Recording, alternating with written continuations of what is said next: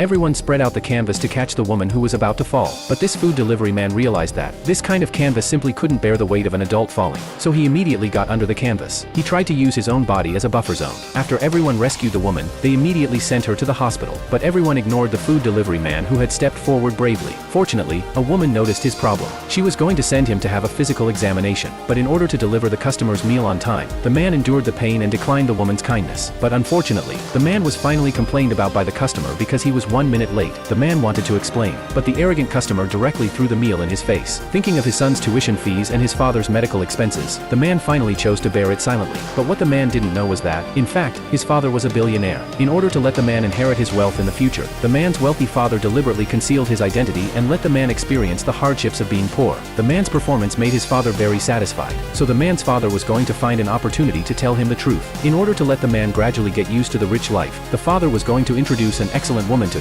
But when they met, the man found that the woman was actually the one who had saved the person with him not long ago. Seeing that his son was so unromantic, the father was so excited that he stood up from the wheelchair. Realizing that his disguise had been exposed, the father took the opportunity to let the man get engaged to this woman. But at that moment, a rich young master came here with bodyguards. The rich young master not only mocked the man in public for being just a food delivery man, but also announced to everyone that only he was worthy of this woman. But the rich young master didn't notice that the man's father had already shown a triumphant smile. Then the man's father sent a message to his assistant. Just when the bodyguards of the rich young master were about to take the woman away, the phone of the rich young master rang. When he answered the phone, he learned that his company had already been acquired by a mysterious person. Thinking that the rich young master might cause trouble again, the wealthy father was going to take action himself. He wanted to completely solve this annoying rival in love for his son.